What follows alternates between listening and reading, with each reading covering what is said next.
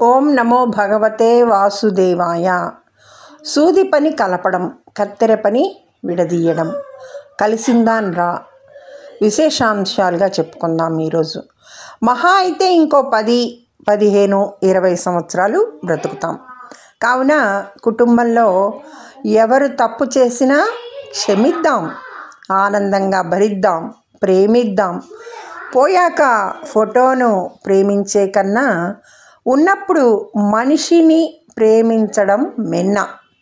బంధుత్వాలు తెంచుకోవడం నిమిషం పడుతుంది.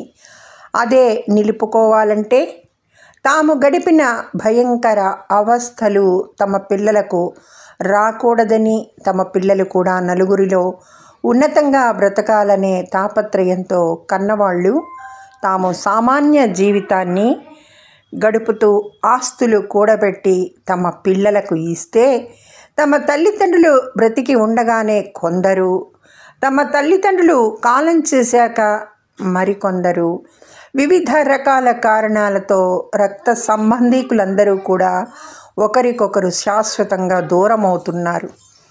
ఈ నేపథ్యంలో బ్రతికి ఉండగా మాట్లాడుకోకుండా, కనీసం మొహాలు కూడా చూసుకోకుండా తమ జీవితాంతం వరకు ఒకరినొకరు ద్వేషించుకుంటూ, ఆ ద్వేషాలు తమ వారసత్వంగా తమ పిల్లలకు కూడా బదిలీ చేస్తూ, తాము అశాంతితో జీవిస్తూ తన వారిని కూడా అశాంతి పాలు చేస్తున్నారు.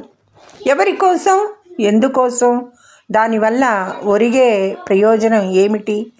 జీవితాంతం ఒకే రక్తం పంచుకున్న అన్నదమ్ములు, అక్కా చెల్లెళ్ళు, అన్నా చెల్లెళ్ళు పరస్పరం అశాంతితో ద్వేషించుకుంటూ ఒకరినొకరు చూడకుండా జీవిస్తూ శాశ్వతంగా దూరమై ఇంటిలోని ఆనందాన్ని పంచుకోకుండా, వివాహాలకు కూడా పిలుచుకోకుండా, హాజరు కాకుండా, చివరకు ఎవరో ఒకరు కాలం చేశాక తట్టుకోలేని శోకతప్తులై గుండెలు బాదుకొని కుమిలి కుమిలి ఏడిస్తే ఆ చనిపోయిన వారిని తిరిగి పొందగలమా? ఆ ఖాళీ అయిన స్థానాన్ని ఎవరూ భర్తీ చేయలేరు కదా. కొంతమంది తమ తల్లిదండ్రులను కూడా ఈ ఆస్తి పంపకాల విషయంలో అసంతృప్తితో దూరం చేసుకుంటున్నారు. అలా జరిగితే ఆ వయసులో కన్నవారు పడే వేదన వర్ణనాతీతం. మరి ఈ సమస్యకు పరిష్కారం ఏమిటి? పంతాలు, పౌరుషాలు పక్కన పెట్టేద్దాం.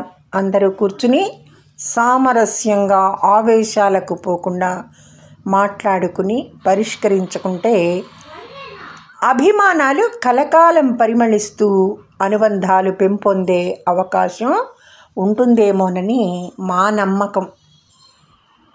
మరి దీనికి కావాల్సింది ప్రశాంతంగా ఆలోచించటం, విచక్షణ, పట్టుదలలు సడలించుకోవడం. ఈ విషయంలో పెద్దవారు చొరవ తీసుకోవాలి.